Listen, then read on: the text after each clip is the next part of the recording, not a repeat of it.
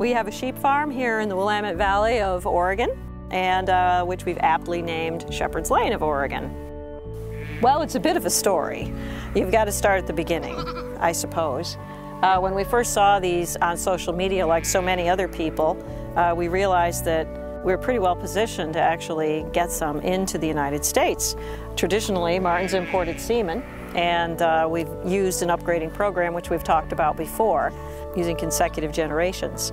And we thoroughly expected that that would be the course for this breed as well. We would be locked into an upgrading program for several years to come.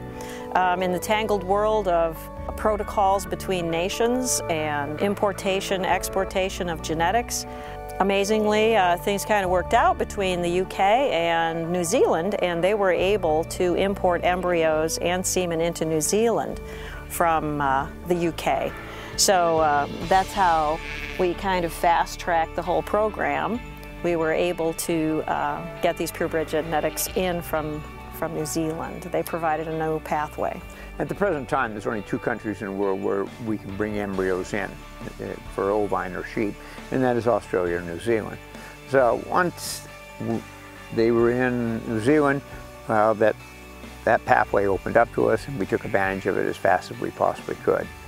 Well, 5 months ago, we implanted these ewes with embryos, 100% Valais Blacknose embryos that we got from remarkable Valais Blacknose stud in New Zealand, and we implanted them in our ewes so we could get 100%ers. Before that, we were working on what we call an upgrading program, which we start off with a foundation ewe, and we put semen in an inseminator with Valais Blacknose semen, and then we take her progeny, female progeny, breed it again with Valais Blacknose semen, and we get up to 75, then 80, 87.5, 93.75, and onward.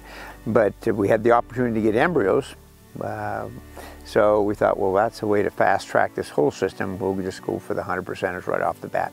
Although we have not given up on our upgrading program, we still will have 93% lambs being born this year. You know, we decided that we would go and try to get the 100%ers in here as quick as we possibly could, because that was everybody's goal, even in the upgrading program, is to get those 100%ers. But and now that we've got them, we're in the fast lane, let's say. As far as the future, embryos change everything, because when you're upgrading, and this is what we've done with several other breeds that we brought in the United States, you're constantly at the mercy of new genetics coming in order to sustain the breed-up programs. Over the years, I know Martin's done this a long time, and we see the USDA shut that door many times over the years with disease outbreaks in Europe or the UK, and suddenly that pipeline is shut to you, and you have to figure out a way to use what genetics you have to keep that upgrading program moving forward. With the importation of purebred genetics, suddenly it stabilizes everything.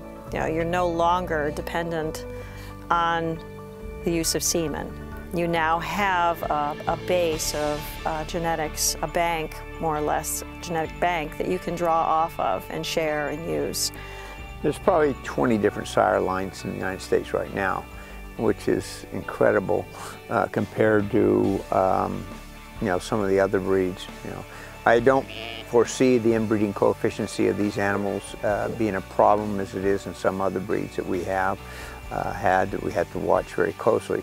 We just got a real big genetic diversity in the flock. The goal here is to establish a sustainable breeding population in the United States, in North America really. I mean, we can export into Canada as well and help those breeders. So that's the goal, and the purebred genetics really ensure that we and other breeders can reach that goal. Our philosophy here is that we're only the stewards of these animals. And it's our responsibility to try to keep them as close to the original breed as possible. You know, for us, we import those genetics to recreate that animal that we saw abroad, and we want it here. And so, you know, that might not be everyone's mission, but it's certainly our mission. And then once we reach that goal, you know, we can begin to let go of it. We know we've established them, and we played a role in getting them here and getting them, you know, able to sustain themselves in a new country in that form that everyone saw and loved. That's one of the responsibilities when you're bringing in new genetics and everything else. You have to realize that the environmental differences and try to match up the breed or the line within a breed that will perform the best. I've always been fascinated with fiber and sheep, but primarily fiber, and that's really how Martin and I came together, his love of sheep and mine of fiber. The fiber excites me. I know it's a coarse wool, but I still want to have enough sheep here to develop a line of fiber products off of those that complement what I'm already doing. For these purebreds, these are the basis. I hope that we will be able to, in the future, harvest embryos as well and put these into recip use and share these genetics with other people in the United States. That's optimally what we'd like to see.